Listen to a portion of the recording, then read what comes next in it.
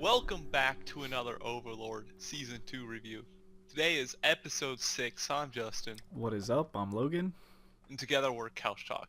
As always, we are anime viewers only, no source material. We're going to discuss the episode and give our scores at the end. You ready? I'm ready. So we finally get more of Sebas, who we haven't seen Sebas. really at all. Like, even in the first season, he was just kind of here and there. Yeah. And, so now we're actually getting more of him, I guess, finally. And Yeah, we are. I do like how we're gonna focus on Nazareth characters, not lizard people. Actual characters that I know of and want to know about.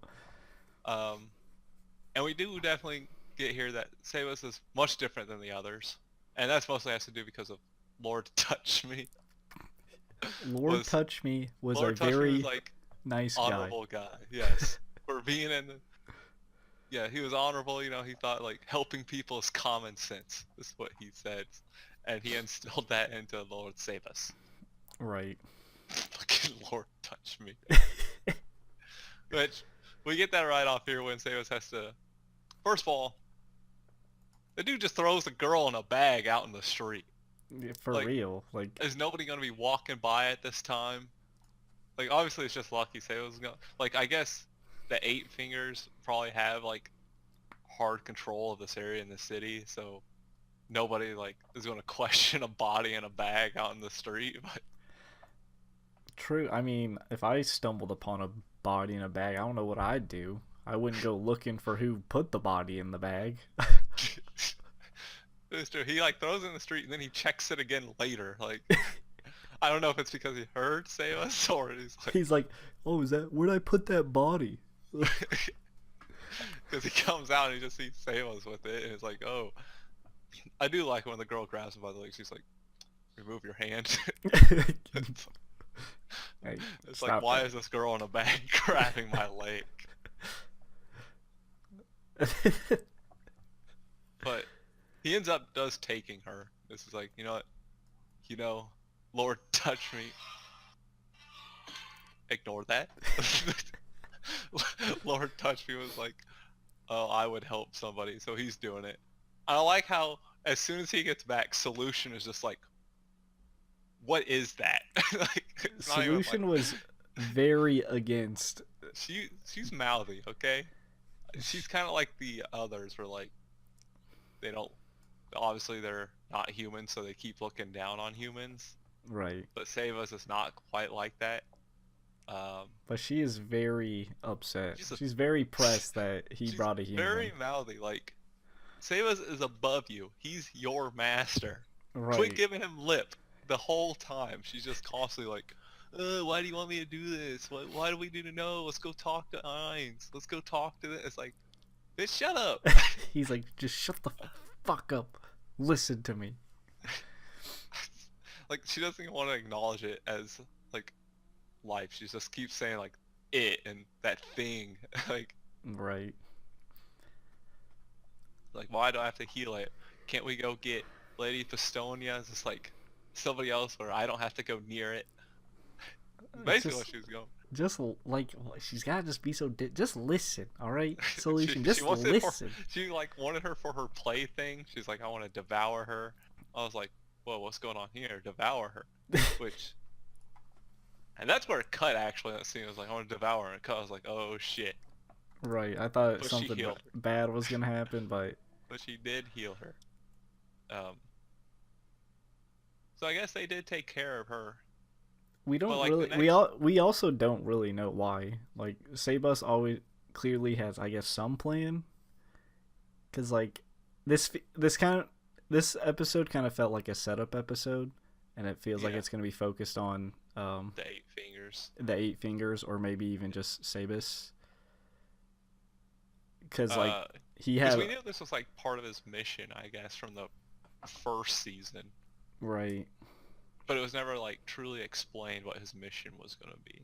Right. So I feel like it's going to be mainly focused on those two, which this episode kind of just focused on completely.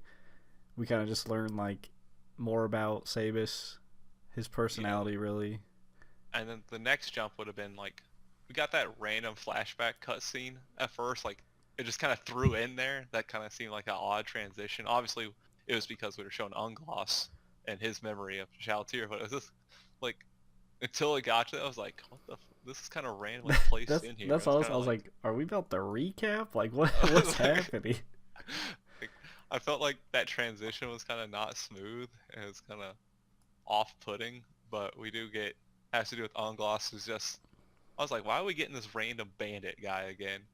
Yeah, I don't really like. He had a meeting with Stronov, but like, he was pretty much complaining how weak he is or how weak humans are. Which, I mean, he has a point. Stronov was like, yeah, it's always kind of been that way. The scene kind of felt, I don't know, it just kind of felt like misplaced to me. I'm guessing they're gonna get. The only reason I would feel they got brought up is because they're gonna get involved in the Eight Fingers. Right. They'd have to, or this scene will really be like, what the fuck? Like, if they're not like relevant in this upcoming arc, then I'm actually kind of thrown off that they decided to bring back Ungloss, considering he was kind of just like a no-name bandit guy. Right. He wasn't even, because even in the first season, he just ran away. That's exactly. We heard that he was strong, and then he ran away from Shaltir. Well, I would run away. Which I don't blame him, but it's like at least Stronov we had like a few like interactions with and moments with. Yeah, exactly. And then he was just like, but Ainz ended up helping him. So like he knows there's power out there. He saw Ainz. Okay, like he's seen the top. So anything else below Ainz, he's probably like, I could deal with that. But there were actually a lot of characters introduced in this episode, which makes it that setup. So like we got that gang of girls who set the field on fire, which was black dust, some I guess their version of heroin. Some black, can't need more of that black dust. So we got them kind of added in. We got like the twins in there and all them, and then of course the Eight Fingers had their little council meeting. There's always got to be an evil council. There's 8 of them.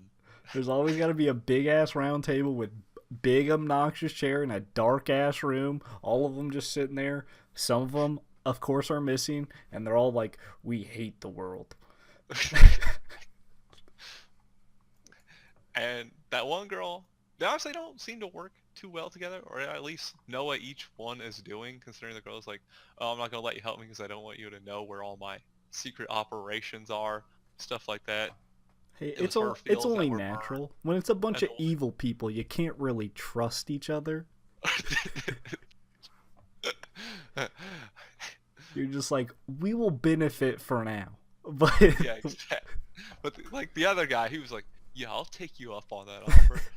This one random girl that was supposed to be in a body bag in the street wasn't there.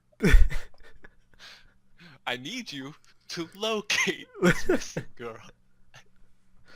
Basically what it is, like, that's where we know they're getting set up with Sebas. Right. Because that guy is like, well, I'm missing a girl. It's like, I'd be like, okay, just leave her missing. Like, but... Yeah, for real. I don't know the importance of her. She was beaten like 99% to death. Like, she can't be too important. She had like 3 STDs and all this. Yeah, like she's stuff. Like super fucked. Well, I don't know. They have syphilis in this world too. Can't get away from it. No matter where you can use heal, but seems you can use healing. At least you can just heal it. You're like, oh shit, exactly. Heal. Just get rid. They got rid of all her STDs. They are good. Now she can go back to the streets. Oh god. But I mean, get checked out. They don't need to get checked out if you just heal it. True, I guess. But I mean, that's the episode. There actually wasn't a whole lot to this episode. Just it was another setup episode after our little.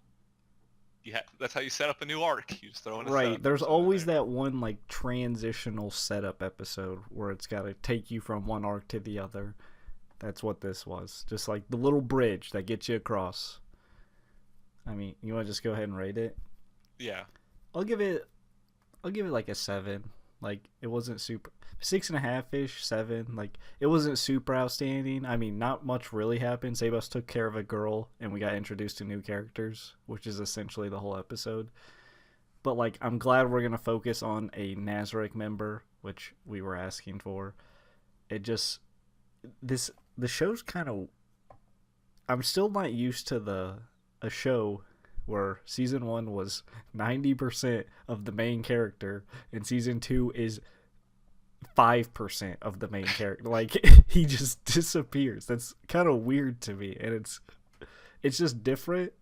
So I mean, it's not terrible, but I still like it when Ainz is involved. I like to feel the connection. Cuz like kind of right now I feel like where Sebas and Eight Fingers and everyone else is just like in a distant land, and Ainz is somewhere else. And yeah, I'm actually sitting at that 6 range. Again, it is just a standard exposition, transitional episode. There's nothing like too special to it. I'm not a fan of Solution. She's kind of annoying. Yeah, she was bland as a character. She's gonna be like one of those characters to me that just have one mode and that's it, and it's like there's no growth or development to them. We do get to see some interesting beds like the Magician Guild, all them. That obviously that flashback I felt like was just still like kind of misplaced. Right. Even if we were gonna cut to Ungloss, I don't think it needed to be that long. They could just cut to him to waking up. That would suffice. I don't need to be reminded he got his ass kicked by Shaltier. Like they could have even just left it to the last like 2 seconds of the flashback, and it would have been more than enough. Yeah. But it just seems like even if you call it necessary, the transition was just kind of weird and off-putting. But we do get plenty of new characters that can add some interest. So more names we will suck at pronouncing. And I like Sebas, so I'm fine with. We finally get more of Sebas, and I'm fine with that. So am I. What I mean. And that kind of does it for the reviews. Yeah. Give us the spiel, boy. As always, be sure to like, subscribe, hit the notification bell down below to be notified every time we upload. Comment, let us know what you thought of the episode, what you did, didn't like. Maybe there's something we missed you want to point out. Again, no confirming, denying theories, spoilers, as we are anime viewers only and plenty others are, and we don't know the source material. So until next time, peace out. See you.